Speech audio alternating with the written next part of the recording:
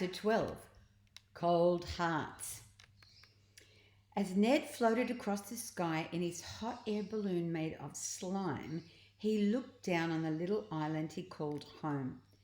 Not far from the school was Mulch's toy shop called Envy's Emporium. "There!" he shouted to Slime. "Down you go," said his friend. The toy shop belonged to twin brothers Edmund and Edmond Envy. The duo dressed identically in matching waistcoats and bow ties. Their hair was too young for their craggy old faces. It was permed tightly and dyed so black it was blue. However, what Edmund and Edmond were most well known for was their nastiness. The pair hated children. Some thought they only ran a toy shop so they could hate children more. As for the children of Mulch, it was the only toy shop on the island, so they had no choice. If they wanted a toy, they had to go to Envy's Emporium. Why did Edmund and Edmond hate children so much? Because they envied them. The twins were bitter that they were old and ruined. Years and years of sniping and snarking and snumping at each other had chilled their hearts.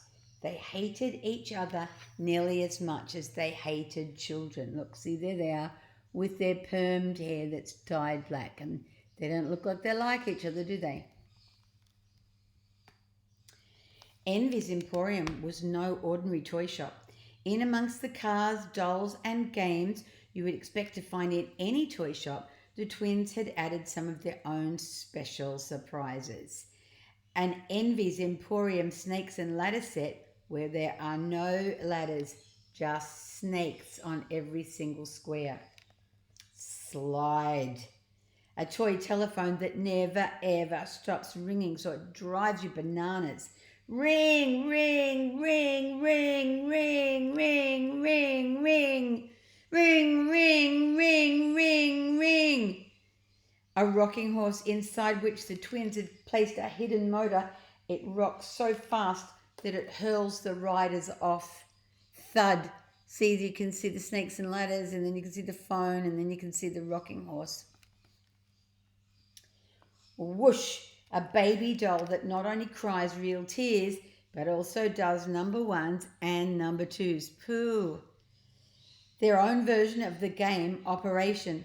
There's no electric buzz, but it's an electric shock when you touch the sides. The electric shock is so powerful it will throw you across a room and leave you in dire need of an operation yourself. Pow! A 999,999 piece jigsaw. It says million piece jigsaw on the box, but the terrible twins have removed one piece. You would finally get to the end after a decade and still not be able to complete it. A trike, where they've taken the seat off and replaced it with a fork. So every time you sit down to pedal, you get an ouch-tastic pain in your bottom. Prong. See, there's the doll that does a poo. And there's the other parts of it.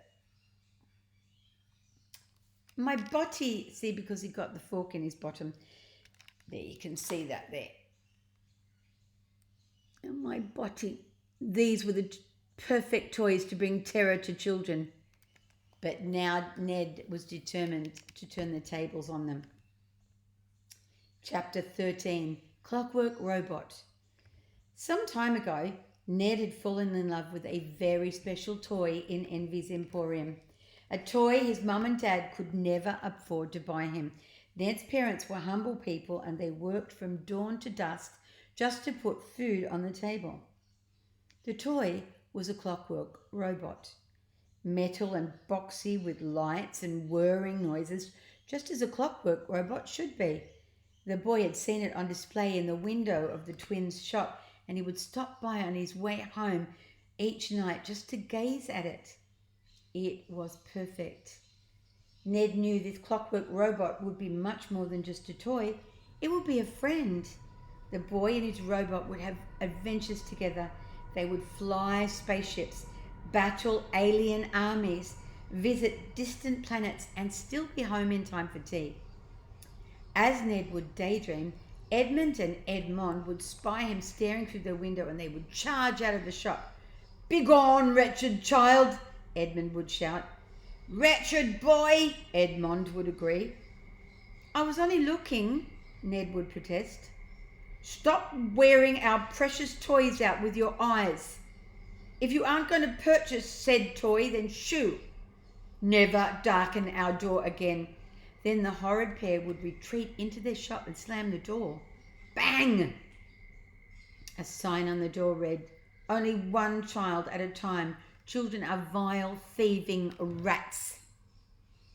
Years, months, and weeks passed. Eventually, Ned had saved up enough of his pocket money to buy the robot for himself. So one Saturday morning, he wheeled himself inside the shop. Tring went the bell on the door. Strangely, the shop was completely empty. "Hello," he called out. "Hello," but there was no answer. With trepidation, Ned picked up the clockwork robot from the window and took it over to the till. Still the boy couldn't see anyone. Then, boo! The twins leaped up from behind the camera. Edmund had some joke shop fangs in his mouth and was pulling a vampire face. Meanwhile, Edmund had sharp claws on his fingers and was pulling a werewolf face. The pair loved frightening children. A startled Ned rolled back in his wheelchair. "Trundle! Why did you do that?" he spluttered. "Happy Halloween!" the twins chimed in together. Ned thought for a moment. "It's not Halloween for another 6 months."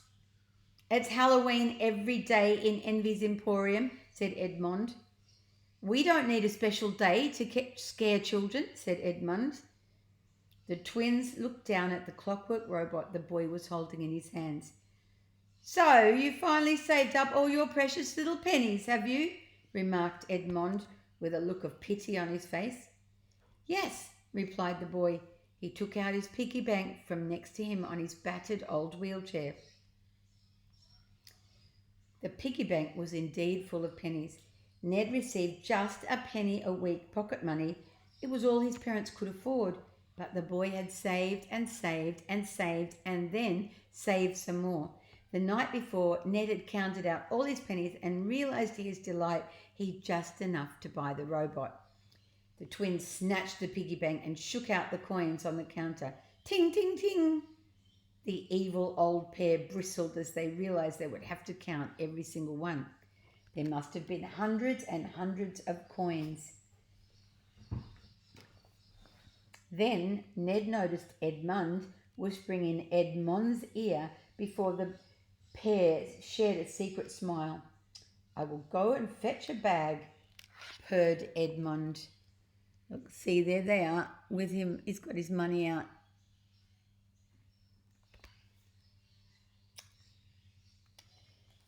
"You do that, Edmund," replied Edmund. "No, you're Edmund." "Am I?" asked Edmund. "Yes, I am Edmond." "Are you sure?" "Quite sure. I thought it was the other way round." "No, definitely not." "Oh," said Edmund. The twin was most befuddled.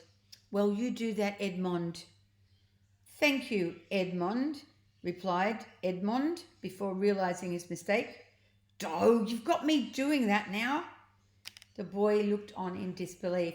The Envy twins were crackers. Edmond tiptoed off as Edmund began counting the coins on the counter. 1p, 2p, 3p. Ned looked down at the clockwork robot he was cradling in his hands. At last, this fantastic toy, which he'd coveted for so many years, was going to be his.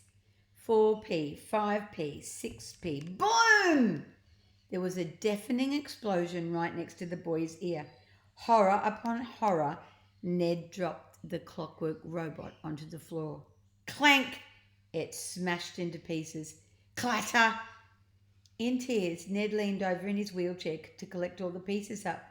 But it was no use. The robot was destroyed. Still, Edmond counted. 7p, 8p, 9p. Hunched over, the boy could feel someone looming behind him and turned around. It was Edmond. The twin was holding what was left of a brown paper bag that he had burst. Oops, remarked Edmond. See, there's a big boom and then it all fell to pieces. Oops, remarked Edmund. Oops, indeed, agreed Edmund. Our nasty little runt has broken our toy. All children are vile, especially this little vandal. All breakages must be paid for in full. But, pleaded Ned, it wasn't my fault. Oh, yes, it was. You gave me a fright. What fright? Asked Edmond mock innocently. I didn't hear anything, said Edmund.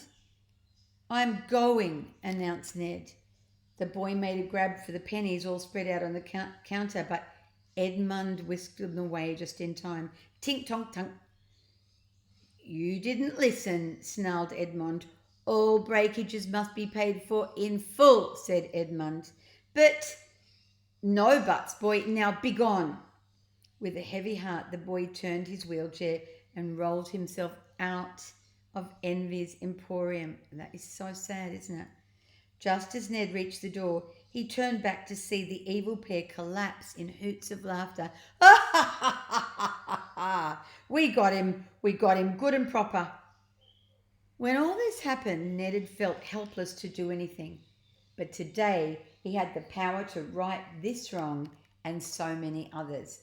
Look, you see there, is wheeling back out of the shop.